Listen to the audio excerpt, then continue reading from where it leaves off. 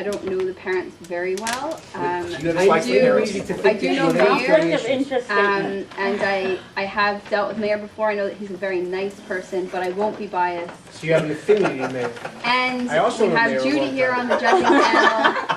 Who Very has long no time. affiliation with anyone. Oh, yes, she does. Oh, Yes, she oh, does. she was neighbours with it. We are clearly a biased judging Yes, panel. yeah, we're biased on this side. You're going to have a So you're difficult gonna job. have to intentionally get biased the other way. So I- and give us like bonus points for everything. Right. So just for the record, for appeal purposes, I'd just like to state the objection to whether you're even able to act as impartial judges. Well- We will preserve that for appeal for another time. Lucky for you, I know the rules of appeal in debate because we discussed that at World Schools extensively, and they have decided that there is no such thing as an appeal because you can't rejudge a debate if you haven't seen it. No, but you can disqualify on the basis of the judges being painted in your view. Yes, you can appeal to Ronit afterwards. And He cannot begin a debate with the appeal already in place. apparently he can. I believe I just did. Strategy. So, without further ado, I would like to call upon the first speaker for the You can give them proposition, stuff. John Medved.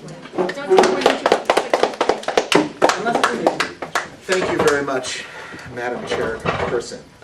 We're here to debate the proposition this House would negotiate with terrorists. I'd first like to define the terms. Terrorists are combatants who target primarily civilians. Negotiations are discussions that we enter into in order to solve matters, reach compromises, and create peace. And third, while we would negotiate with terrorists, that's not our only method of dealing with the problem. Clearly, it's just one method that we would employ in the struggle against terrorism. I'd like to now make three major points. Number one, states have a primary right to defend their citizens, and therefore, to deny a state the right to negotiate with threats against their citizens, such as terrorists, would be to take away one of the most important elements. Sorry, that's for points of information. Okay, one of the most important elements in their arsenal. So, states must save lives, and in order to do so, need to be able to retain the right of negotiation as part of its arsenal. Clearly, terrorism is a scourge and a great, great threat to states and civilians all around the world, and it must be fought. But to say that you cannot negotiate with a terrorist under any circumstance is absolutely false and wrong and will hurt states and will hurt lives. Number two, and the second point, is that today, unfortunately, though it's simply a matter of fact, civilians are part of modern war. They've been part of modern war since World War II in a major way, probably even before that. But if you look at what happened at Hiroshima, if you look at what happened in Dresden, if you look what happens today in most conflicts, yes. You're referring to matters that predate the Geneva Convention. So No relevance. the Geneva Convention is not relevant here. I haven't included the Geneva Convention in any of my definitions. We're not debating the Geneva Convention. We're debating whether or not a state would negotiate with terrorists. I'm not saying exclusively, but it makes sense. And the point I'm arguing now is that civilians have been part of warfare. They've been brought into it, they're part of it, and beyond that, today's terrorist is somebody else's freedom fighter. And we don't have to look far from home, other than our little country here, where some of the pantheon of leaders were clearly terrorists. With all due respect, Menachem Begin, who became one of the world's great peacemakers, and in fact the winner of the Nobel Peace Prize, okay, led the Irgun and actually, targeted civilians. He didn't target civilians, he targeted government officials. The King David Hotel, when you blow up the King David Hotel, which actually was Lehi, okay, and the Irgun, okay, when you target where they, go ahead. King David Hotel was a British headquarters. Excuse me, and but they warned ahead of time to evacuate. What happens is that they sowed terror among the British administration, among British civilians, among British soldiers. They sowed terror. We had terrorist organizations, but it's not just us. It's the IRA, which today is a peaceful organization. Okay? It is the ANC, which is the African National Congress, which now runs South Africa.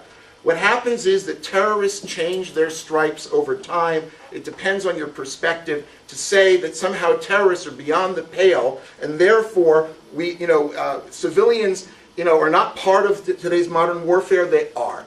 Okay, so the first point, again, was the state must retain this as part of its arsenal to deal with terrorists. Number two, civilians are already targeted by states and by non-state combatants, have been, and terrorists can often change their stripes. The third and most important point is that negotiations can save lives. Okay, that in order to, states will negotiate with terrorists in order to save lives. Now, again, I want to point out the case of Northern Ireland. Is Northern Ireland at peace today? It is. Are people dying of bombs? No. How did that happen? Did that happen because the British smashed and killed and destroyed and fought forever?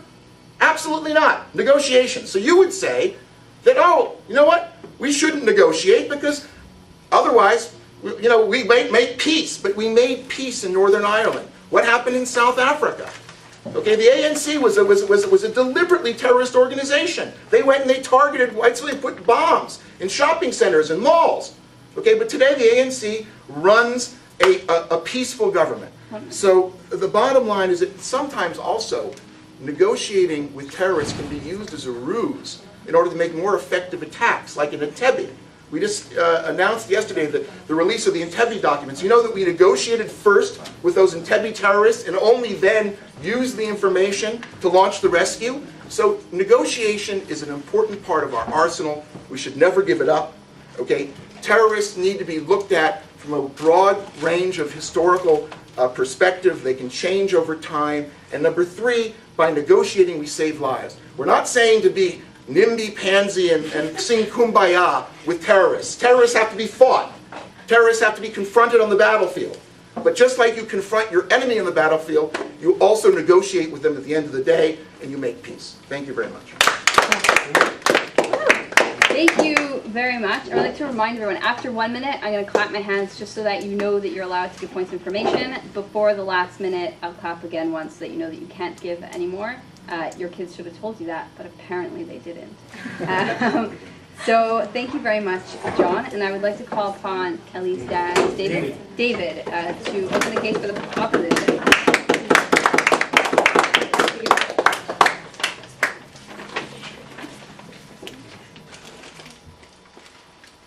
Ladies and gentlemen, we don't have to look very far to understand, all of us, the implications of negotiating with terror. Just 2 blocks from here,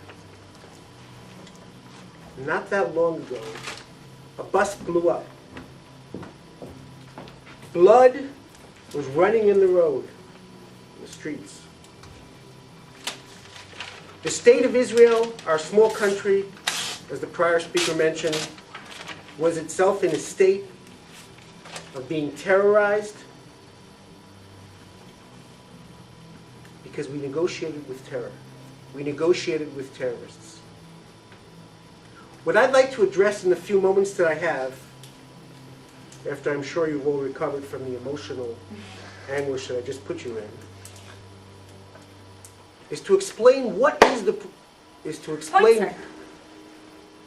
Please be seated. This is not a terror organization.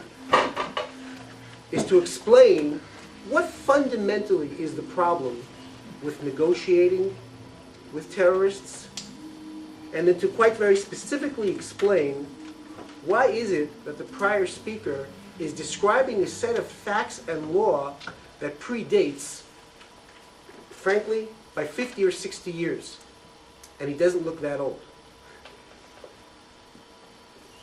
Negotiation. Negotiation is an art where the people who come to the table to negotiate agree to come to it at a level playing field with one set of rules, one set of principles. And those set of principles are that we treat the problem in the same manner. You cannot put somebody who terrorizes, who kills innocent civilians at the same, I'm sure that you'd appreciate the importance of listening carefully. At the same playing field, at the same level playing field as those people who don't put a gun to innocent civilians' heads. It is a mixed-max negotiation. Sir. Just a moment. It's a negotiation. You can be seated. It's a negotiation that, if it were to happen, will lead to mismatched results. We can't have that happen. That's not the way negotiation goes on. Frankly, irrespective of what the specific issue is, whether it's terror or other issues, we come to the table with one set of values upon which we agree. Not negotiating with terrorism or not negotiating with terrorists is to basically say, hey, when we sit down at this table, we agree to that one set of rules. Just a second. And I would take it one step further. What the Geneva Convention did is it said that when we fight war, we also fight with one set of rules. As an officer in the IDF's Praklitut Tzva'it, who deals with the international law of war, let me tell you that the international war requires that combatants on both sides fight wars with one set of rules. Negotiation and war are very similar. One set of rules. We do not allow, thank you very much, just a second, we do not allow the simple killing of civilians. That is a violation of law. In fact, anybody who characterizes it that way himself puts himself at risk that he will be the subject, frankly, potentially, of a trial for criminal crimes, for criminal war crimes. You can't talk about it that way. That's not the rule of law. The rule of law, combatants against combatants. But, sir. I believe I've now told you 3 times. Sit down. The principle of equality, the principle of one set of common governing rules, that, frankly, is not only the way negotiation goes on, Before it's your not time only... runs out. Oh, my time will run out, but the point is, so will yours. Before warfare is completed, my final sentence will be that, frankly, is the way societies act as well. We don't negotiate only that way. We don't only fight wars that way. Societies are built, civilized societies are built around people conducting themselves on one set of rules. And that is the basis for which we have international agreements of war, and international understandings of the logic of negotiation and of the people sitting around. Because as Menachem Begin, who you pointed to, said, and he was not a terrorist, and any suggestion that he was a terrorist, frankly, is upsetting. No more peace. Sorry. No more terror. No more blood. Only peace. He understood that we negotiate on a level playing field and on the same set of rules. Thank you very much.